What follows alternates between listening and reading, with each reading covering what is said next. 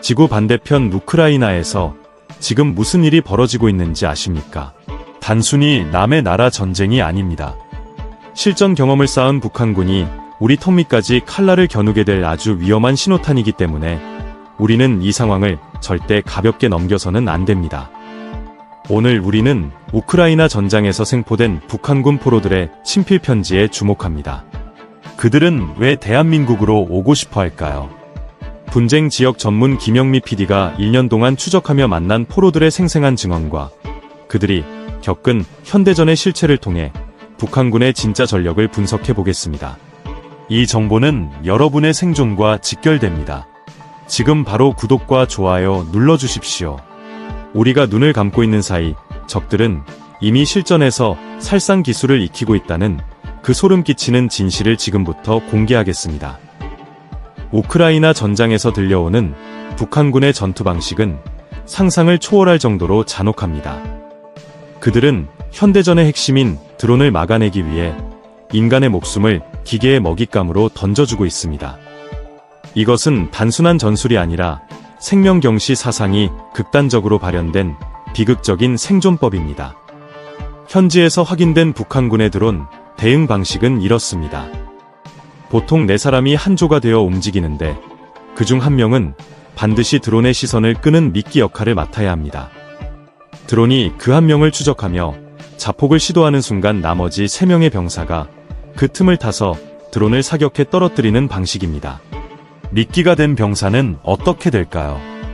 그는 거의 확실한 죽음을 맞이할 수밖에 없는 운명에 처하게 됩니다. 동료의 생존을 위해 자신의 목숨을 기계 앞에 내놓는 이 말도 안 되는 광경이 지금 이 순간에도 실제 전장에서 벌어지고 있습니다. 우리 군이 과연 이런 방식의 전투를 감당할 수 있을지 묻고 싶습니다. 민주주의 사회에서 자란 우리 청년들에게 이런 반인륜적인 자살 행위를 명령하는 것은 불가능에 가깝습니다.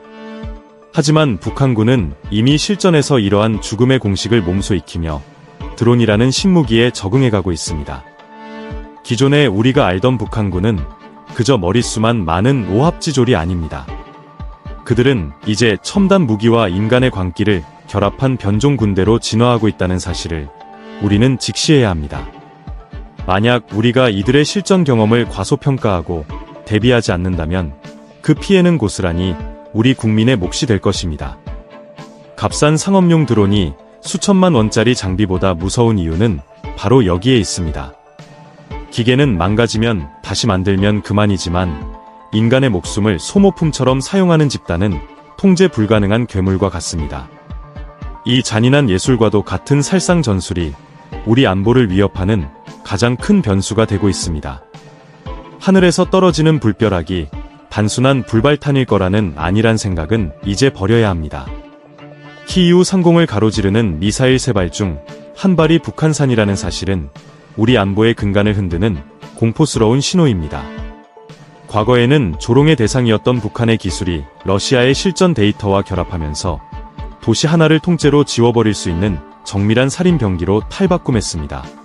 데이터가 증명합니다.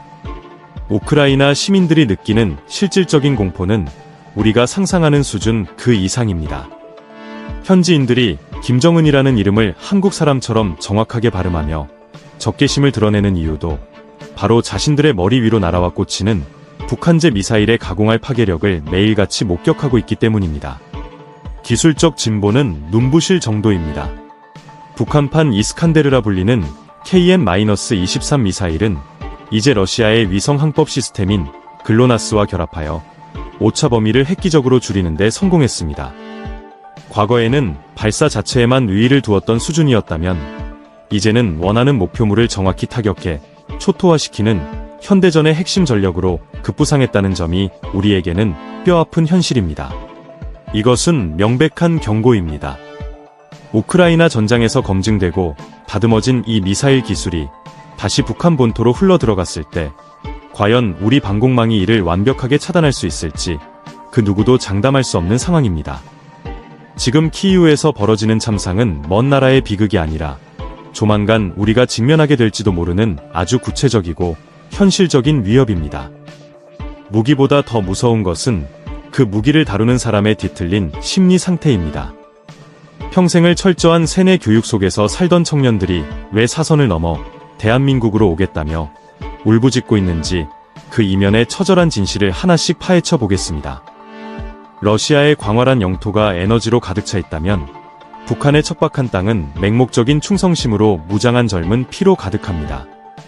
이 두 집단이 만나는 지점에서 전 세계를 위협하는 가장 추악한 형태의 거래가 성립되었습니다. 러시아는 전쟁을 지속하기 위해 끊임없이 소모될 보병 자원이 절실하고 북한은 무너져가는 체제를 지탱하기 위한 최소한의 에너지와 식량이 필요한 상황에서 이들은 서로의 결핍을 채우기 위해 꽃다운 청년들의 목숨을 화폐 삼아 혈맹이라는 이름의 계약서에 서명했습니다. 나진항으로 흘러들어가는 유조선들의 정체는 이제 더 이상 비밀이 아닙니다. 인공위성에 포착된 수많은 물동량은 러시아의 기름이 북한의 병사들과 맞교환되고 있다는 명백한 증거입니다. 기름 한 방울 나지 않는 북한이 매서운 겨울을 나고 전력난을 버텨낼 수 있는 이유는 우크라이나의 진흙탕 속에서 이름 없이 죽어가는 북한군 병사들이 지불한 피해 대가이며, 이것은 국가라는 거대한 조직이 자국민을 어떻게 소모품으로 전락시키는지 보여주는 가장 비극적인 사례라 할 수 있습니다. 하지만 이 거래의 가장 큰 수혜자는 누구입니까? 권력의 정점에 서 있는 이들은 배를 불리지만 현장의 병사들은 얼어붙은 참호 속에서 버려지고 있습니다. 러시아는 전쟁이 끝나면 한국과의 경제적 관계를 고려해 발을 뺄 준비를 하겠지만, 이미 피를 흘린 북한 청년들은 돌아갈 곳도 머물 곳도 없는 국제사회의 미아가 되어 차디찬 지하 감옥에서 자신들의 존재를 부정당하고 있습니다. 권력자들의 침묵 속에서 이 청년들이 겪어야 했던 정신적 붕괴는 육체적 고통보다 훨씬 더 가혹했습니다. 이들의 흐릿해진 눈동자 속에 담긴 것은 조국에 대한 충성심이 아니라 죽음보다 깊은 배신감과 공포였습니다. 평범한 국가에서 포로는 반드시 돌아와야 할 소중한 가족이자 국민입니다. 하지만 북한이라는 비정상적인 집단에게 포로는 존재해서는 안 될 치욕적인 오점일 뿐입니다. 적군에게 생포되는 그 찰나의 순간부터 그들은 당과 수령을 배신한 천인공노할 역적으로 낙인 찍혀 사회적으로 완전히 매장당하며 육체적 죽음보다 더 가혹한 정신적 고문과 처형의 대상이 되는 것이 북한 사회의 뒤틀린 법도입니다. 그들이 내세우는 전시법이라는 허울 좋은 명분 뒤에 숨겨진 논리는 소름 끼칠 정도로 차갑고 명확합니다.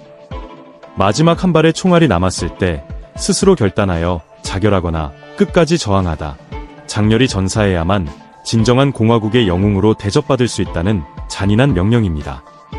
만약 살아서 적의 수용소에 발을 들였다면 그것은 곧 사상적 변질과 충성심의 부재를 의미하며, 그 책임은 본인 한 명에서 끝나지 않고 북에 남겨진 부모와 형제, 그리고 일가 친척들까지 대를 이어 정치범 수용소로 끌려가는 연좌제의 늪에 빠지게 만듭니다. 우리는 이미 70여 년 전의 역사를 통해 이 비극의 결말이 얼마나 참혹한지 충분히 목격했습니다. 6.25 전쟁 직후 북송을 선택했던 수많은 포로들이 이후 수십 년 동안 반동분자라는 주홍 글씨를 쓴 채 강제 노역장과 수용소에서 비참한 최후를 맞이했다는 사실은 북한 내부에서도 공포의 상징으로 전해 내려오고 있습니다. 지금 우크라이나의 차디찬 지하 감옥에 갇힌 청년들도 자신들에게 닥칠 이 끔찍한 운명을 본능적으로 직감하고 있기에 그토록 절박하고 처절한 심정으로 대한민국행을 갈구하고 있는 것입니다. 이것은 단순한 심리적 위축이 아니라 살기 위해 조국을 스스로 등져야만 하는 극한의 생존 본능이자 자신들을 소모품으로만 여기는 국가에 대한 처절한 저항입니다.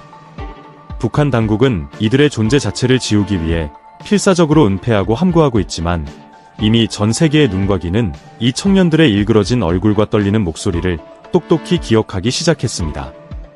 국가로부터 버림받은 이 청년들의 차가운 손을 잡아준 것은 같은 민족의 언어와 따뜻한 가슴을 가진 한 명의 저널리스트였습니다.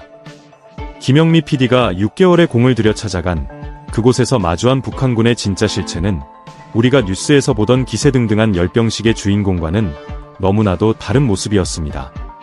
진실을 대면하는 일은 결코 쉽지 않았습니다.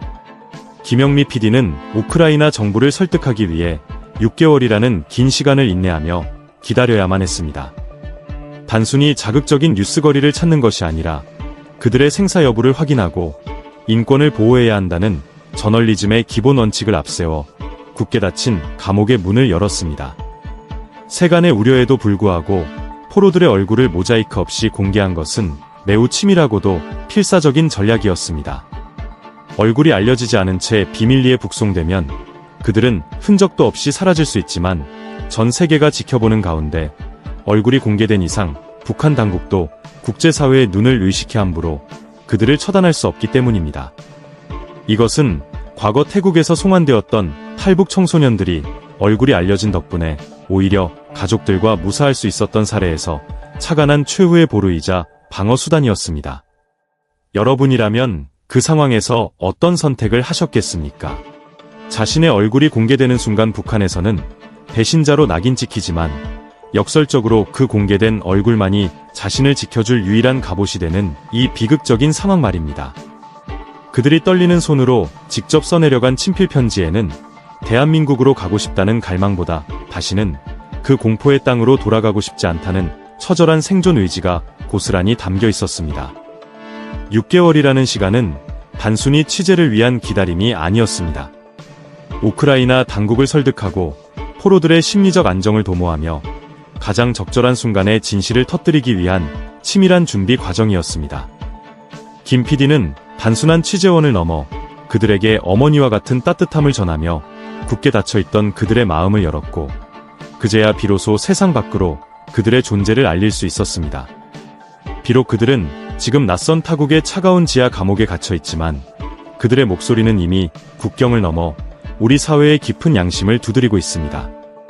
하지만 우리가 마주한 진짜 문제는 이들을 단순한 동포로 볼 것인지 아니면 국제법상 전쟁 포로로 처리할 것인지에 대한 복잡한 법적 논쟁에서 시작됩니다.